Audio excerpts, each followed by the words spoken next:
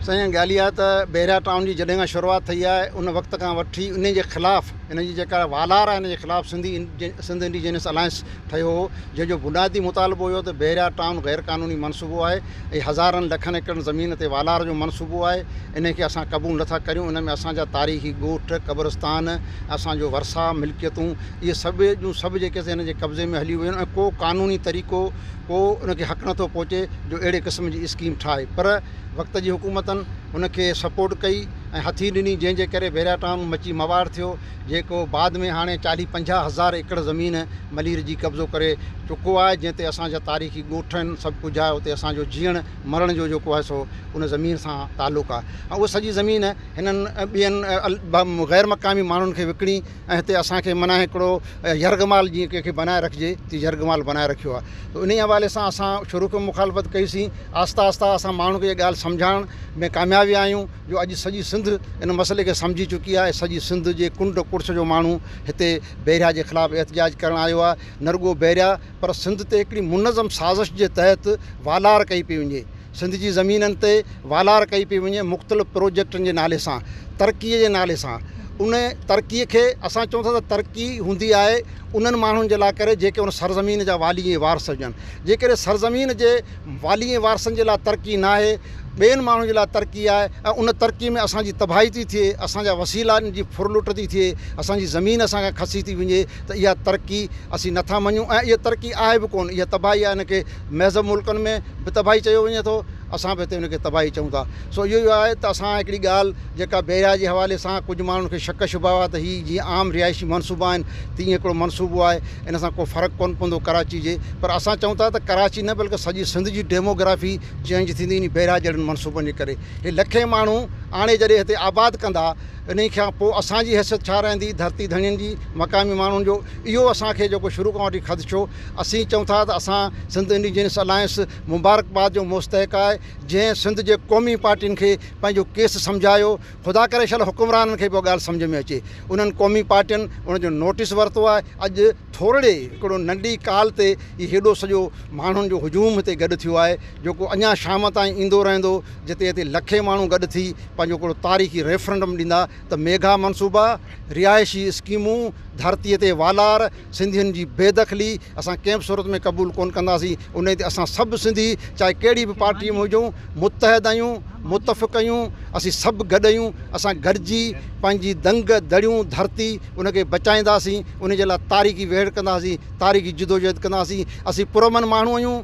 असां हमेशह पुरमन जिदोजहद ऐं जमहूरी जिदोजहदनि जो साथ ॾिनो आहे। असांजी हीअ अॼोको मेड़ बि पुरमन आहे। जमहूरी तरीक़े सां असांजो जेको राइट आहे, आइनी क़ानूनी हक़ इस्तेमालु कंदे असां अॼु हीअ एहतिजाज जी काल ॾेई असां ॿुधाइण था चाहियूं महज़ब दुनिया खे, असां ॿुधाइण था चाहियूं हुनजे हुकुमराननि खे, हिते जेके बि असांजा साञावंद माण्हू आहिनि उन्हनि खे, ऐं साॻे वक़्तु उन्हनि जेके असांजी धरती ते बुरियूं नज़रूं रखनि था उन्हनि सभिनी खे ॿुधाइण था चाहियूं त हीअ धरती सिंधियुनि जी धरती आहे। हीअ को यतीमनि जी धरती कोन्हे। हिन ज़मीन धरती जो को वाली वारस कोन्हे। करोड़े सिंधी हिन सरज़मीन जा मालिकनि जेके पंहिंजे सरज़मीन खे बचाइण जे लाइ करे अॼु हिकिड़ो मैसेज ॾियणु आया आहिनि, पैगाम ॾियणु आया आहिनि। ऐं उन जे विख खे सलाम थो करियां। सलाम आहे सिंध जे समूरियुनि पार्टियुनि खे, सिंध जे उन्हनि समूरनि माण्हुनि खे जिन हिन क़ौमी सॾ में सॾु ॾेई अॼु पंहिंजो मैं हिकिड़ो तारीख़ी फ़ैसिलो ॾिनो आहे। उहो सभु सलाम जे लाइक़ आहिनि, सदा जीअनि। ऐं सिंधियुनि जे लाइ करे इहो चवंदुसि त उन्हनि जॾहिं बि होश संभालियो आहे, उन्हनि पंहिंजो तारीख़ी दंग माॻ बचाया आहिनि त दुनिया जी का बि ताक़त उन खां पंहिंजा हक़ खसे न सघी आहे। वक़्तु अची वियो आहे, ॻाल्हि सम्झ में अची वई आहे त हाणे करणो छा आहे। सवाइ वेड़ जे, सवाइ जिदोजहद जे, सवाइ पंहिंजे हक़नि वठण जे लाइ करे असां वटि को चारो कोन बचियो आहे। जेकॾहिं असां अञा बि सुस्तीअ में या असां मुफ़ाद परस्तीअ में, जीअं हिन वक़्तु जेके असांजा कुझु माण्हू आहिनि उहो ॼाणी ॿुझी सम्झनि था ॻाल्हि, ज़मीनूं बि उन्हनि जूं वञनि पियूं, उनजे बावजूदि बि हो उन धुर सां बीठा आहिनि जेका फुरलुट में शामिलु आहे, जेका कब्ज़ागिरीअ में शामिलु आहे, उन ई सां गॾु बीठा आहिनि। उन्हनि खे जेको आहे असीं इहो पैगाम था ॾियूं त होश ठिकाणे आणियो। जीअं माज़ीअ में धरती सां जिन माण्हुनि गद्दारी कई उनखे धरती धिकारे छॾियो, उहो तारीख़ में गद्दार लिखिया विया। अहिड़े तरीक़े सां अॼु तव्हां धरती जे धणियुनि खां परे बीठा आहियो, अॼु तव्हां असां सां गॾु न बीठल आहियो, तव्हां धारियुनि सां गॾु बीठल आहियो, तव्हां मल्क रियाज़ सां गॾु बीठल आहियो। तारीख़ तव्हांखे सुठनि लफ़्ज़नि में यादि न कंदी, तव्हांजे जेके ईंदड़ नसलनि उन्हनि खे ताना ॾींदी त तव्हां धरती सां गद्दारी कई ऐं तव्हां पंहिंजे सरज़मीन सां गद्दारी कई। उन जूं हमेशह लानताणूं अवां ते अचिणो आहे। इन लानताणे खां बचो त पंहिंजे क़ौम सां, पंहिंजे वोटरनि सां, पंहिंजे माण्हुनि सां, पंहिंजे राज्यनि सां, पंहिंजे कुड़मनि सां बि पंहिंजा दंग दड़ियूं बचायो। जे ज़मीन बती त पाण सभु बतासीं, जे धरती बती त पंहिंजो वजूद बची वेंदो। जेकॾहिं धरती खसिजी वई त पोइ असांजो हशर जेको आहे सो दुनिया जे ईअं रेड इंडियन जो थियो या जीअं अॼु फ़लस्तीन जो पियो थिए, इहो साॻियो असांजो हशर थियण वारो आहे। तंहिं करे असां चऊं था त ख़ुदा रा ज़ाती मफ़ादनि खे छॾियो ऐं बेहयाई खे छॾियो, हया धारियो, पंहिंजे अखियुनि में थोरो पाणी आणियो ऐं हिन पंहिंजे माण्हुनि जो साथ ॾियो जिन जे लुटजनि पिया, फुरजनि पिया, जिते हिकिड़ी दहशतगर्दी वारी फ़ज़ा क़ाइमु आहे। महिरबानी।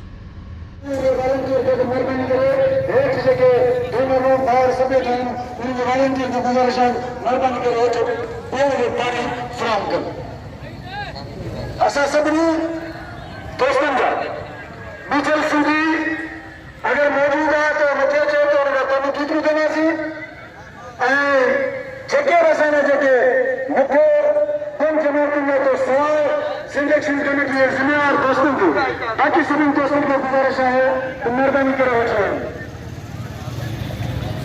जिन दोस्तनि खे मीडिया सां ॻाल्हाइणो आहे उहे महिरबानी करे हेठि वञी करे हेठि असांजी बैनर में अची वञनि ऐं अॼु सीधा नगर में चवंदो अची ऐं असांखे साथ ॾियो। अॼु सीधा नगर जॾहिं बैनर में तव्हां चओ उनखे चवंदो मूंखे ॾिजो।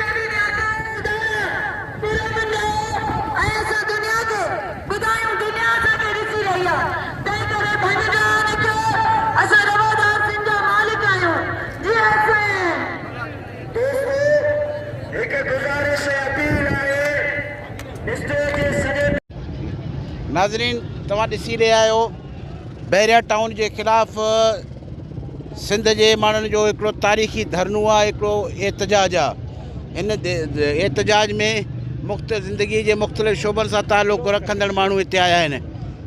हींअर असां सां सिंध जो मशहूरु सूफ़ी रागी साईं मांझी फ़क़ीर असां सां गॾु बीठो आहे। अचो त साईं खां थोरो हाल कयूं। साईं हे बैरिया टाउन हे मेगा प्रोजेक्ट्स जे सिटी जेकी ठहनि था, अॼु असां ॾिठो आहे त जहिड़े नमूने सां सिंधियुनि एतिजाज कयो आहे, हिकिड़ी उमेद थी आहे त इहे सभु भॼी वेंदा। तव्हां अॼु हिन मजमे खे ॾिसी करे तव्हां कीअं था महसूसु कयो? बहितर आहे मुंहिंजे ख़्याल में जेके बि असांजो कॉमपर्स पार्टियूं आहिनि उहे सभिनी उन्हनि पार्टियुनि खे हिकिड़े पासे करे सिंध खे मजमूई तरह सां सॾु ॾिनो आहे। जेके सिंध सां बेवाजिबियूं थियूं आहिनि उन्हनि असांजे पार्टियुनि खे बि हिकु पासे छॾे करे ऐं जेको आहे सॾु ॾिनो आहे। मुंहिंजे ख़्याल में सिंध ते कॾहिं बि अहिड़ी तकलीफ़ आई आहे त सिंधियुनि उन्हनि खे मुंहुं तोड़ जवाबु ॾिनो आहे।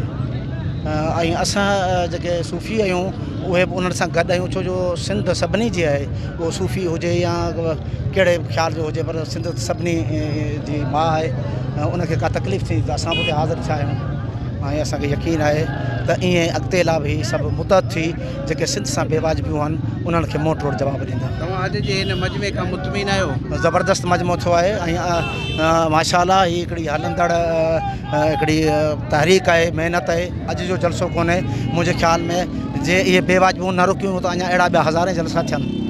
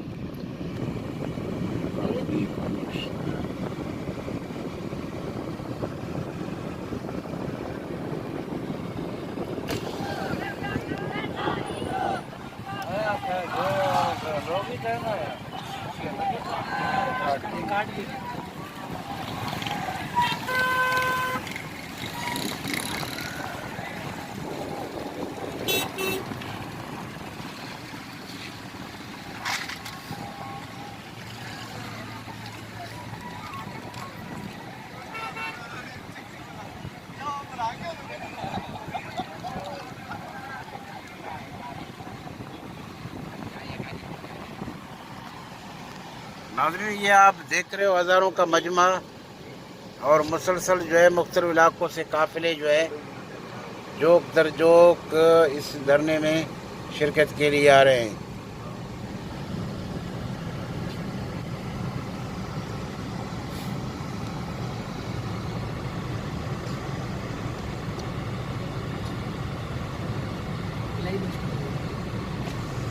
साईं इलाही बख्श विकेट भी आ रहे हैं।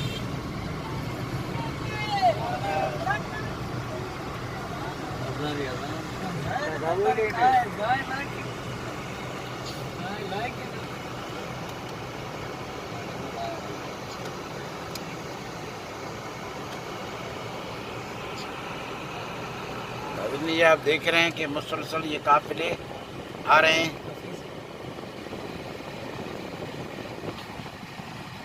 ये सामने कामरेड हफीज बलोच आ रहे हैं, जिनका बहुत बड़ा जदोजहद है। हफीज बलोच जिंदाबाद। गुल हसन कलमती, रुखमान गुल पालारी, ये साथी जा रहे हैं अभी धरने की तरफ। इन दोस्तों का भी बहुत बड़ा जदोजहद है।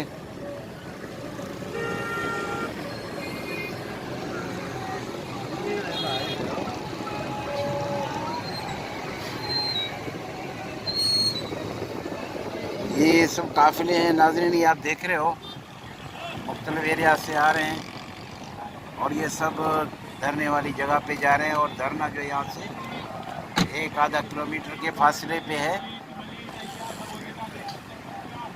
जहाँ बहरिया टाउन का मेन गेट है, वहीं पर ये प्रोग्राम होगा।